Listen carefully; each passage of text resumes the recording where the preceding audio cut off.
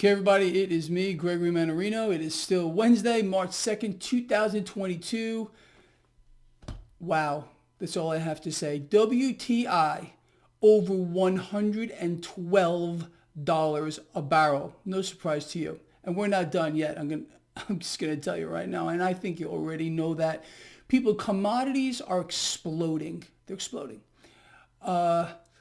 Wheat hit limit up again today, second day in a row. And it's kind of funny. I don't know how many of you caught the testimony today from Fed Chair Powell. Well, it was a shit show. A shit show of epic proportions. I want to talk about that too. People, if you happen to catch that, any piece of it, you realize for sure who the real government is. We have not one single representative. They all are slaves to, well, that man. The Federal Reserve is the government.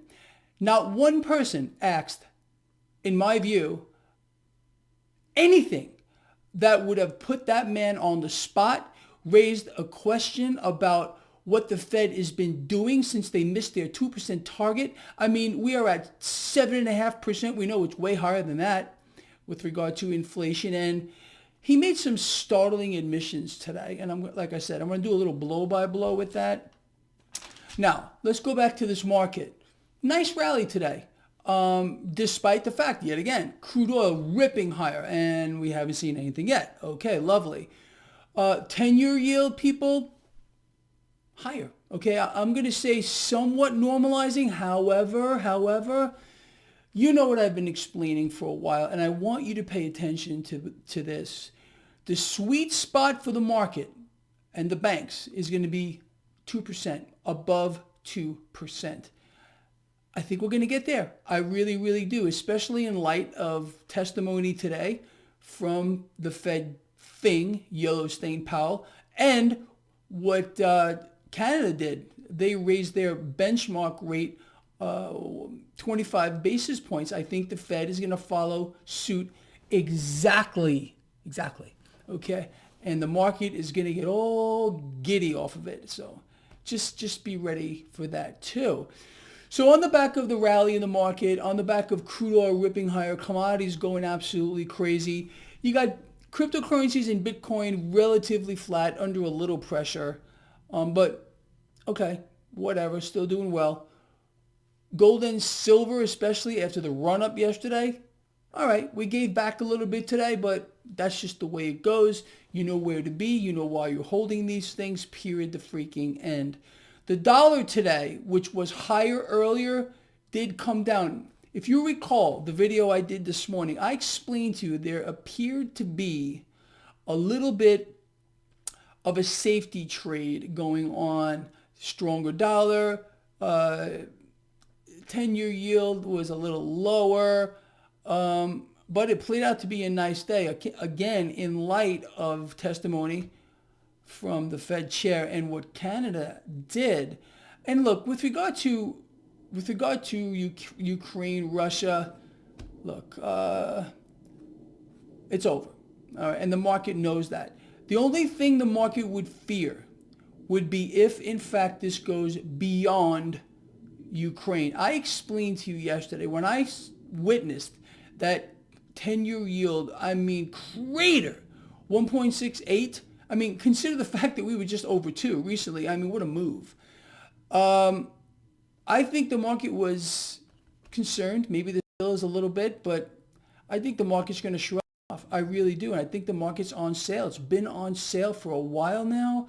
I've been adding to positions. If you can't add, at least you're holding. Hopefully you have some dry powder. I said to keep some powder dry. If you recall, the end of last year, I explained to you that we were going to see increased volatility in the stock market, increased volatility in cryptocurrencies. I explained also we were going to see food and energy prices go crazy, and that's exactly what we are seeing here. So just go check out that video, my top 5 trends for 22. I said keep some powder dry, especially when it comes to the banks. I had no idea, this is the truth, that banks would go so on sale, but in my view, They're screaming buy, along with, of course, oil and gas producers, the energy, if you wanted to look at crude oil, and of course, the defense contractors, if you are so inclined, commodities. There's a lot of ways to take advantage of this. I've outlined all of them for you. If you subscribe to my newsletter, you know exactly what you should be doing here, okay? Anyway, so what I want to do here is I want to do a little blow by blow as to the Powell's testimony today. So basically he's explaining that rate hikes are coming. In my view, at the next FOMC meeting, which is a couple of weeks, we're going to get a rate hike. The market is going to, again, I'm going to tell you what I've been saying. It's going to love it. The sweet spot for the 10-year yield is above 2. We're going to get there. We are going to get there, and the market's going to get orgasmic over it, okay? Just kind of like that. So anyway, let's talk about this. So this is some of the testimony. He said the Federal Reserve is committed to price stability and will use its tools as needed. Again, last night during the presidential retard address, the president was like, oh yeah, we're going to do something about, inflation. Meanwhile, he won't tell anyone that it's the Fed that is responsible for price stability or price instability. None of this is by accident, although he really did try to convince people during that testimony that it was by accident what the Fed is seeing right now, basically admitting that they got it wrong. But the fact of the matter is they didn't get anything wrong. The Federal Reserve is doing exactly what you and I expected. I explained this to you forever, that this is exactly what would happen. The Fed will continue to inflate. They don't care about inflation whatsoever. As a matter of fact, they will go out of their way to drive it even higher. Inflation is going higher as a direct result of the Federal Reserve. Now, he went off and he's trying to blame supply side disruptions for inflation. It has nothing to do with the fact that the Federal Reserve, in collusion with central banks around the world, have been printing cash out of thin air, since the last meltdown of 2008, like we've never seen before in the history of the world. Oh no, it has nothing to do with that. It's supply chain disruptions. Just so you know. Anyway, so let's move forward here. This is what he says. Again, direct testimony. He can't call with any confidence when inflation will turn. He can't call with any confidence when inflation will turn because, again, he's on a mission, as are other central banks, to continue to inflate. But he did go on to say that he's hoping that inflation will, start to wane, but it's difficult to say when that will happen. See, because, again, they're going to continue to inflate. Rate hikes don't matter. You see, there's the big lie that everyone's being sold. Even in Canada with this 25 basis point rate hike. Oh, yeah, they're doing that so they can combat inflation. It ain't going to work. Anyone who has one fraction of a functioning brain cell will realize that rate hikes alone will do nothing. But again, they've lulled people into some sense of retardation, I suppose. They've gone out of their way to make people retarded. They've gone out of their way to dumb down people. Oh yeah, they really do want to fight inflation. They're raising rates of 25 basis points. Oh my goodness, really? Anyway, like I said, the Fed's going to follow suit. Look what I wrote here. I write myself little notes. You see that? Vomitous. The vomitous mass thing that is Jay Powell, yellow stain. He's a human vomit stain. Anyway, let us move forward here. Now, this is the best. Of all the things he said today, this was the best. Inflation is largely a monetary phenomenon. Meanwhile, he said just prior to that it was a supply chain issue. But now he's admitting, look, I was writing this stuff down, blow by blow. Largely a monetary phenomenon. Ha, ha, ha, ha, ha. See what I wrote? Ha, ha, ha, ha. You get it? Now, here we have an admission from the freak himself that, well, inflation is largely a monetary phenomenon. Duh! Duh! So tell me, see, this would have been my follow-up question. So tell me, Mr.